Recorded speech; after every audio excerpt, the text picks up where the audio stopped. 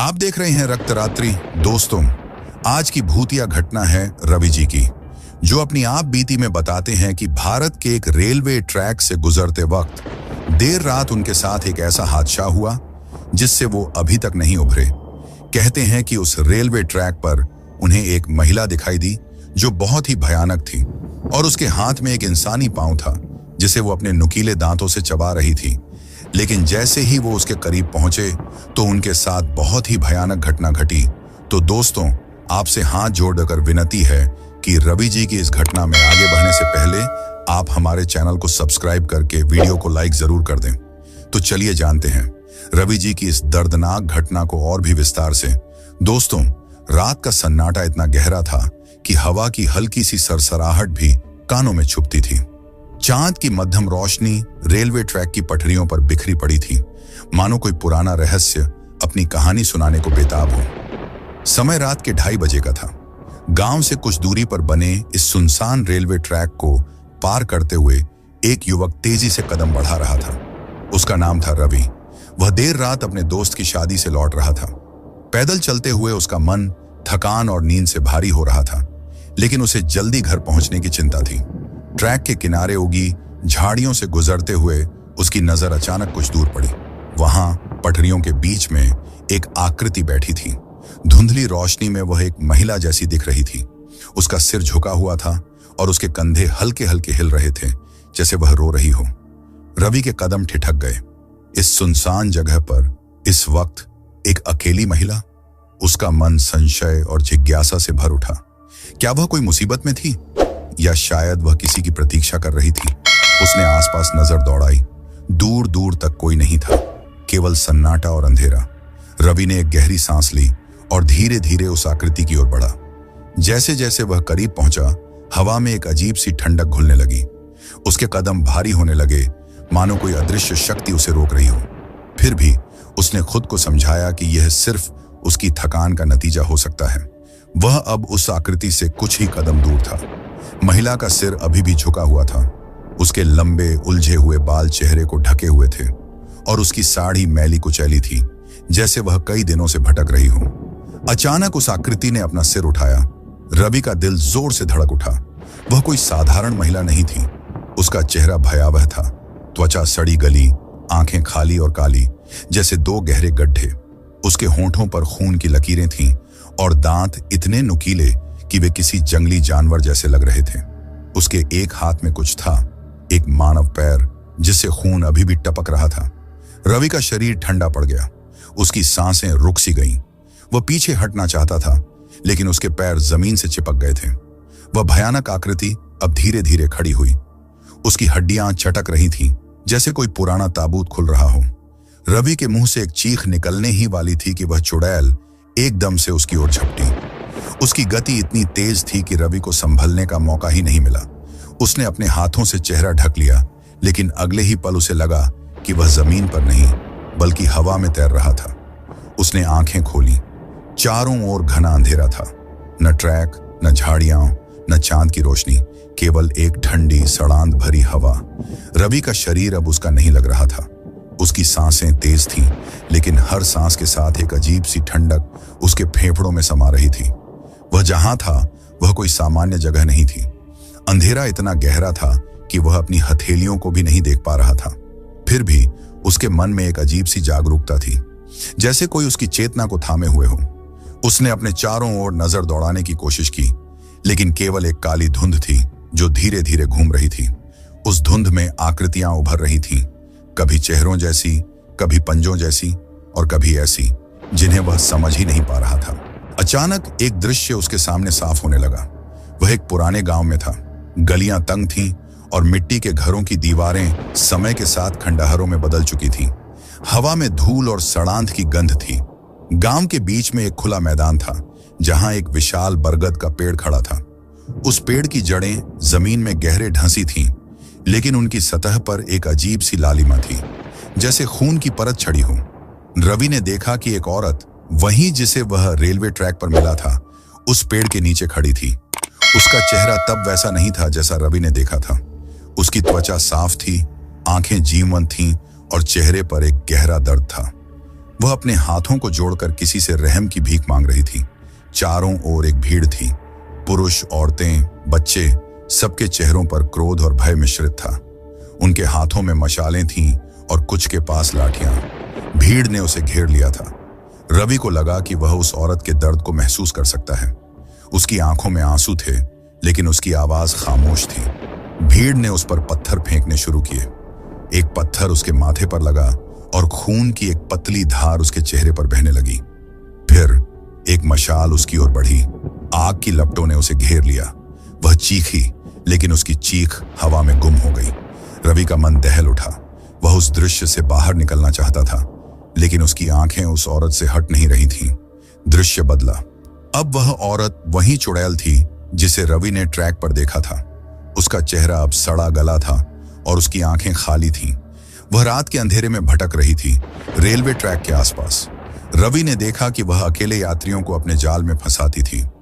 वह उनकी आत्माओं को चुरा लेती थी और उनके शरीर के अवशेषों को अपने साथ रखती थी। हर शिकार के साथ उसकी शक्ति बढ़ती थी, लेकिन उसका दर्द भी गहराता था। रवि को समझ आया कि वह चुड़ैल कोई साधारण दुष्ट आत्मा नहीं थी। उसकी कहानी में कुछ ऐसा था जो उसे इस अभिशाप में बांधे हुए था। अचानक रवि को लगा कि कोई उसकी आत्मा को खींच रहा हो। उसका शरीर हल्का हो रहा था, जैसे वह धीरे धीरे गायब हो रहा हो। उसने अपने मन में सारी ताकत जुटाई। वह इस चुड़ैल के जाल से निकलना चाहता था। उसने अपनी आंखें बंद की और अपने भीतर एक गहरी शक्ति को महसूस किया। उसने उस चुड़ैल की आंखों में देखा। उन काली आंखों में नफरत थी, लेकिन कहीं गहरे में दर्द भी था। रवि को लगा कि यह चुड़ैल केवल एक राक्षसी आत्मा नहीं थी। वह एक ऐसी आत्मा थी जिसे किसी ने धोखा दिया था, जिसे अन्याय का शिकार बनाया गया था। उसने अपने मन में एक प्रण लिया। वह इस चुड़ैल के अभिशाप को तोड़ेगा, चाहे इसके लिए उसे अपनी जान ही क्यों न देनी पड़े। उसने अपनी सारी इच्छा शक्ति को एकत्र किया और एक जोरदार धक्का दिया। अचानक वह चुड़ैल ने उसे छोड़ दिया। रवि जमीन पर गिर पड़ा। उसने देखा कि वह फिर से रेलवे ट्रैक पर था। चांद अभी भी आसमान में था और सन्नाटा वैसा ही, लेकिन चुड़ैल अब वहां नहीं थी। रवि ने अपने शरीर को टटोला। वह जिंदा था, लेकिन उसका मन अब पहले जैसा नहीं। उसने उस रात का रहस्य देख लिया था और वह जानता था कि यह उसकी जिंदगी का आखिरी अध्याय नहीं था। रवि ने अपने आप को संभाला और तेजी से ट्रैक के किनारे की ओर भागा। उसका दिल अभी भी जोर जोर से धड़क रहा था और उसका दिमाग उस भयावह चेहरे को भूल नहीं पा रहा था। वह गांव की ओर दौड़ा, जहां उसका छोटा सा घर था। रास्ते में उसे हर झाड़ी, हर पेड़ की छाया में वही चुड़ैल दिखाई दे रही थी। हवा में अब भी वही सड़ांत की गंध थी जो उसने उस चुड़ैल के पास महसूस की थी।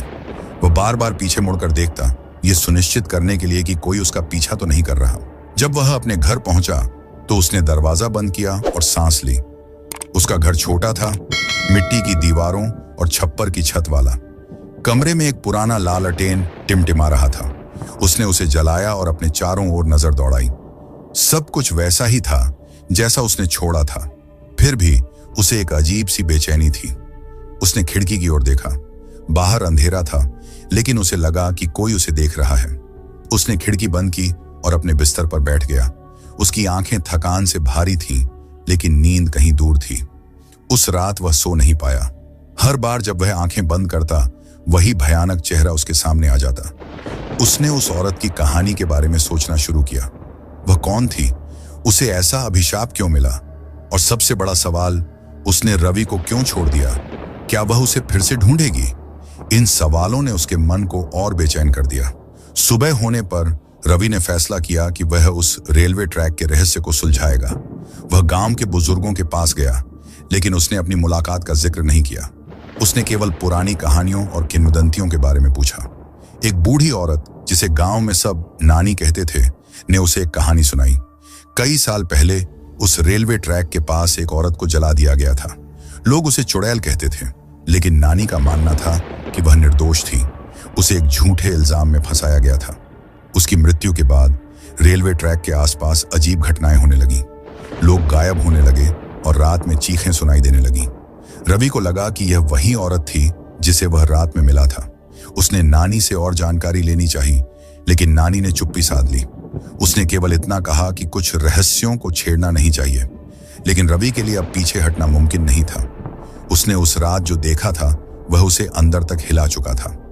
वह उस चुड़ैल के अभिशाप को तोड़ना चाहता था, न केवल अपनी जान बचाने के लिए बल्कि उस औरत की आत्मा को शांति देने के लिए। उसने उस दिन गांव के पुराने खंडहरों की खोज शुरू की। वह उस बरगद के पेड़ को ढूंढना चाहता था जो उसने अपने दृश्य में देखा था। कई घंटों की खोज के बाद उसे गांव के बाहर एक सुनसान जगह पर वही पेड़ मिला। उसकी जड़ें अब भी लाल थीं, जैसे खून से रंगी हों। रवि ने पेड़ के नीचे कुछ खोदने की कोशिश की। उसे वहां कुछ हड्डियां मिलीं जो शायद मानव की थी। उसका दिल जोर से धड़कने लगा। उसे यकीन हो गया कि यह वही जगह थी जहां उस औरत को जलाया गया था। रात होने पर रवि फिर से रेलवे ट्रैक की ओर गया। इस बार वह तैयार था। उसने अपने साथ एक पुराना ताबीज लिया था जो उसकी मां ने उसे बचपन में दिया था। वह जानता था कि यह ताबीज शायद उसे बचा न पाए, लेकिन यह उसे हिम्मत दे रहा था। ट्रैक पर पहुंचते ही उसने वही ठंडक फिर से महसूस की। हवा में वही सड़ान थी। वह धीरे धीरे आगे बढ़ा जहां उसने चुड़ैल को देखा था, लेकिन इस बार वहां कोई नहीं था। अचानक उसे अपने पीछे एक हल्की सी आहट सुनाई दी। उसने पीछे मुड़कर देखा। वह चुड़ैल वहां खड़ी थी। उसकी आंखें अब और भी भयानक लग रही थीं। रवि ने अपने ताबीज को कसकर पकड़ा और उसकी ओर बढ़ा। वह जानता था कि यह उसका आखिरी मौका हो सकता है। रवि का दिल जोर जोर से धड़क रहा था। रेलवे ट्रैक पर सन्नाटा वैसा ही गहरा था जैसे उस रात जब उसकी मुलाकात उस भयानक चुड़ैल से हुई थी। चांद की मध्यम रोशनी पटरियों पर बिखरी थी, लेकिन हवा में वही सड़ांध भरी ठंडक थी जो उसे उस राक्षसी आकृति की मौजूदगी का एहसास करा रही थी। उसके हाथ में मां का दिया हुआ पुराना ताबीज था, जिसकी गर्मी उसे हिम्मत दे रही थी। वह जानता था कि यह उसका आखिरी मौका हो सकता है।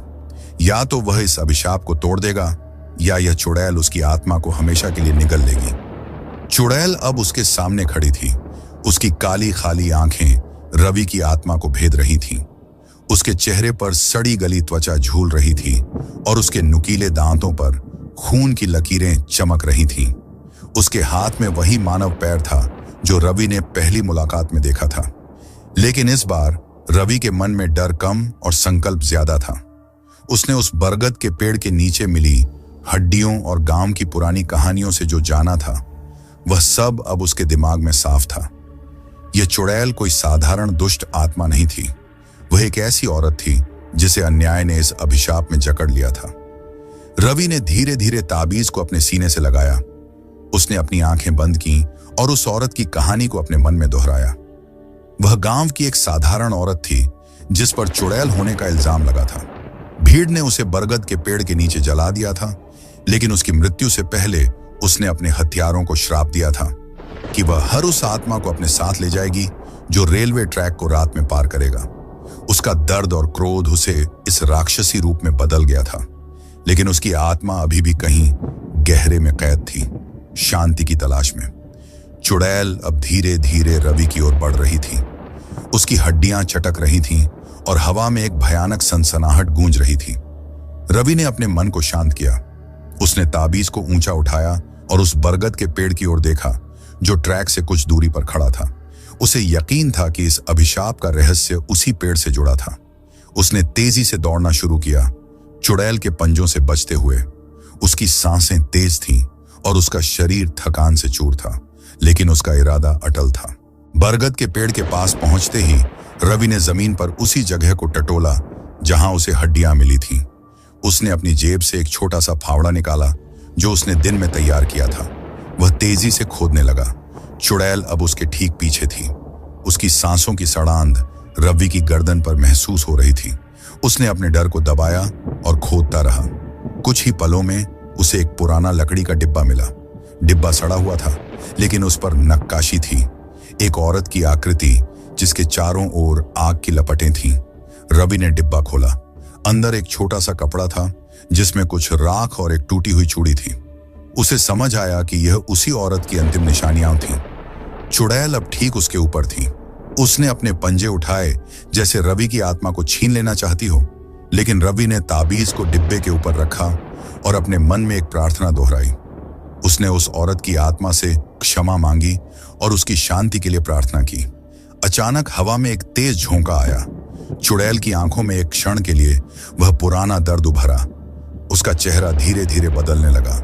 सड़ी गली त्वचा गायब हो रही थी और उसकी जगह वही औरत थी जिसे रवि ने अपने दृश्य में देखा था। उसकी आंखें अब काली नहीं बल्कि आंसुओं से भरी थीं। वह धीरे धीरे हवा में घुलने लगी। रवि ने देखा कि उसकी आत्मा अब मुक्त हो रही थी। बरगद की जड़ों की लालिमा धीरे धीरे गायब हो रही थी और हवा में सड़ांध की जगह अब एक हल्की सी सुगंध थी। चुड़ैल गायब हो चुकी थी। रवि ने डिब्बे को फिर से जमीन में दफनाया और उस जगह पर एक छोटा सा पत्थर रख दिया। वह जानता था कि अब यहां कोई अभिशाप नहीं बचा। उसने ताबीज को अपनी जेब में रखा और ट्रैक की ओर देखा। चांद अब और भी चमक रहा था, जैसे वह रवि के साहस को सलाम कर रहा हो। वह गांव की ओर लौटा। उसका मन अब हल्का था, लेकिन वह उस रात को कभी नहीं भूल पाएगा। उसने उस औरत की कहानी को अपने दिल में संजो लिया। गांव में उसने किसी को कुछ नहीं बताया। वह जानता था कि कुछ रहस्य हमेशा के लिए खामोश रहने चाहिए, लेकिन हर बार जब वह रेलवे ट्रैक के पास से गुजरता, वह उस पेड़ की ओर देखता और एक क्षण के लिए रुक जाता। उसे यकीन था कि वह औरत जो कभी चुड़ैल थी अब शांति में थी। तो दोस्तों, इस कहानी में बस इतना ही। कहानी पसंद आई हो तो वीडियो को लाइक जरूर कर दें।